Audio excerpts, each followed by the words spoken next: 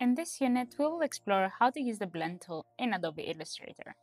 It allows you to create and distribute shapes evenly between two objects. You can blend the two objects together either in a straight line or following a specific path. So let's get started and explore how we could use the Blend tool. For example, in this case here, I have a circle and a square. What I want to create are some steps in between that it's going to transform a circle to a square, and it's going to go from this creamy color to this purple color. In order to manually do something like this, I can imagine that you have to clone, let's say, the square, make the corners a bit more round, perhaps a bit bigger, and the next step, again, a bit more round, a bit bigger, till you get to a point that's going to be a circle. But of course, that can be really time consuming, especially when you have quite a lot of steps. So Adobe Illustrator can calculate all those steps in between for you. All you need to do is select both objects and go to Object and then Blend and Make. And you can also see the shortcut right here, so it's Alt, Command and B letter on your keyboard, or Control instead of Command for Windows. You see how Illustrator calculated the steps in between in terms of color and shape. Now, if you want to adjust the steps and, for example, increase them or decrease them, you have to access the options for the Blend tool. The Blend tool also exists here on our toolbar. And instead of having to go through Object, Blend and Make, you can also use the tool directly in order to blend your objects. So I'm going to go ahead and release this blend so we can have a look on how to do the blend again from the toolbar and how to adjust it. If you go Object, Blend and Release, you can release your blend. I'm going to delete this line in between since we don't need it. And now I'm back to the original situation where I had the two shapes. I'm going to grab my Blend tool, click on the first shape and on the second, and you see how it's going to create a blend between the two shapes.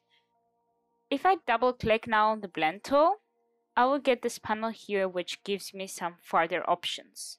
Firstly, I can decide regarding the spacing, so how many steps I want, let's say 400. I'm going to enable the preview so we can see live what's going on. And you see on the 400 steps, you can barely see the steps, perhaps just tiny bit here on the edge of the line that's a bit rough.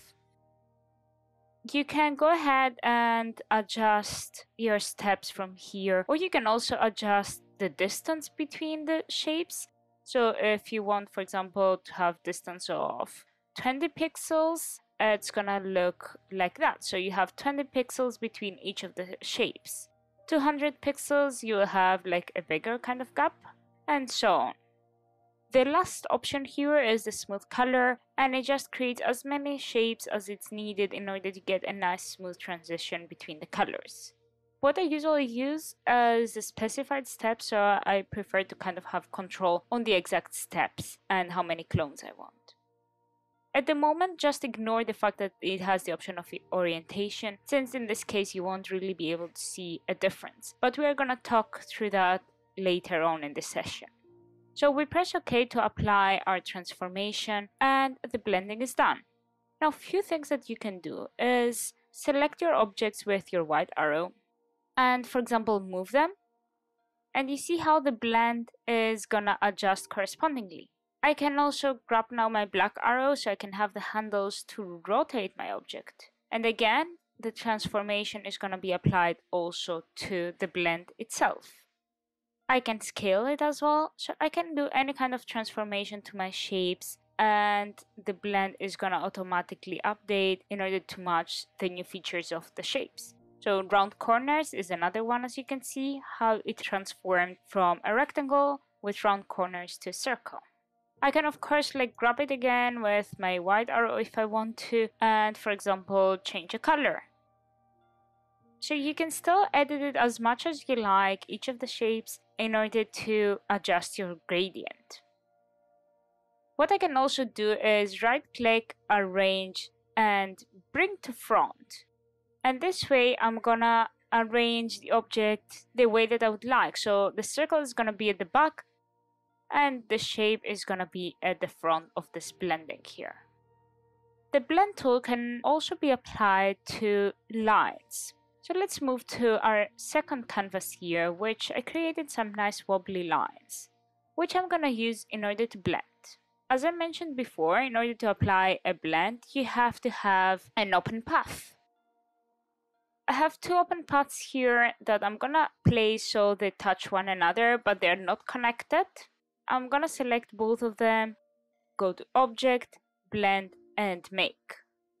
And you see how the blend can also be applied to strokes, not only fills.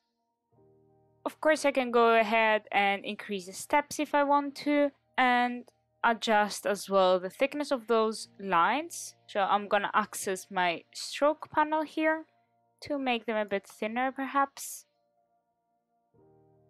You can still grab your white arrow and select your path, amend it, or even like add anchor points with your pen tool, or remove them, so you can still edit it as a normal shape. Nothing really changes. It's just that Illustrator will calculate every time the right blend for those two shapes that you blend together. And the same applies on our previous example. Let's jump back here. If I want to use the anchor points, I can of course adjust my shapes manually by moving the anchor points, or I can add and remove with my pen tool.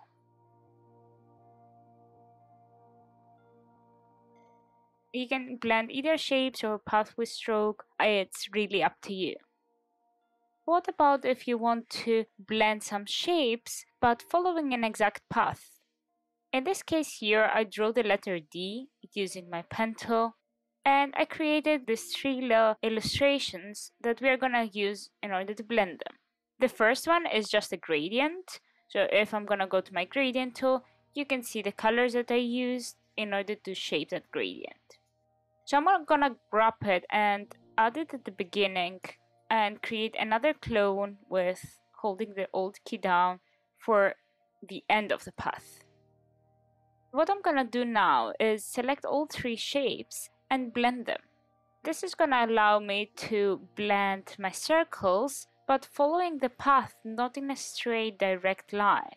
So if I wouldn't have the path, the blend would look like this. But with the path, you will see that if I'm gonna go to blend and make, they will follow the path. Now it feels quite random because we have only like 6 copies, 6 clones. So let's go ahead and increase the steps to, let's say, 500. And you see now how the blend works nicely to connect the two circles, the two little illustrations that we created on a path. I can again, with my white arrow, select any of the shapes, and then with the black, get the handles, turn it around to adjust how the gradient is gonna apply, and so on. And of course I can scale it up or down if I want to, and further adjust the shape in order to get the best possible outcome. Now let's have a look what happens with the other illustrations that I prepared. So I'm gonna go to Object and Blend and Release. And I'm gonna make my path again visible, so I'm gonna add a stroke color so I can actually see that. And I will remove this one and replace it with the second illustration. And the second illustration, as you see, is actually a group of different shapes. So it's not a single shape as the previous one. I'm gonna select again all three objects, and I'm gonna go to Object, Blend, and Make. Increase again the steps so we can actually see a nice and smooth transition. And here we go. That is the second blend, which is also quite interesting. And again, I can, in this case, double click, for example, in order to be able to access the circles individually. Because if you try with the white arrow, you will find it quite hard because you have to select every single part of this shape here. But still, you see here on this blend, you have this kind of little teeth going on, which is not great. So what I'm gonna do is increase the steps even further. I'm gonna go to 999, which is the maximum that you can go. And that feels better, but still I do have the steps. And that is quite problematic because I can't add additional steps on my blending. If I try to add 2000, and apply it, you see that automatically goes to 1000, which is the maximum that you can do. So what I would do will be to release my blend, so object, blend, and release. Color again my path so I can actually see that. And I'm gonna split my path to 2 paths. In that case, I will have 1000 copies on half of the part of the D and another 1000 on the other half. So I'm gonna go ahead and get my scissors tool and divide my path, let's say here.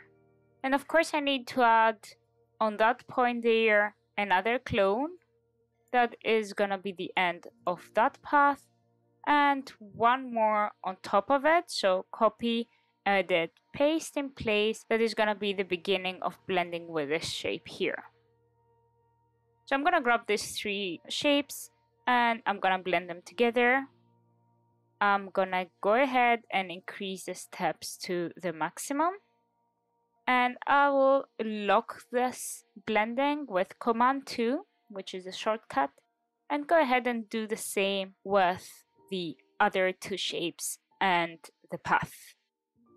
And you see now that the issue is way better. You can barely see these clones here. It looks way smoother and better. But we have this issue of connection here, and that is because we didn't fix which shape is gonna go on top and which one behind. So I'm gonna go ahead and unlock everything, so object unlock all. I'm gonna bring this path at the front, so right click, arrange, bring to front.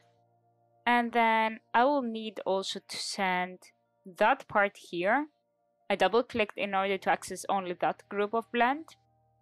I'm gonna need to send it to the back, so right click, arrange, send to back. I will double click outside to get out of the blending, and here we go, we have a nice and smooth outcome.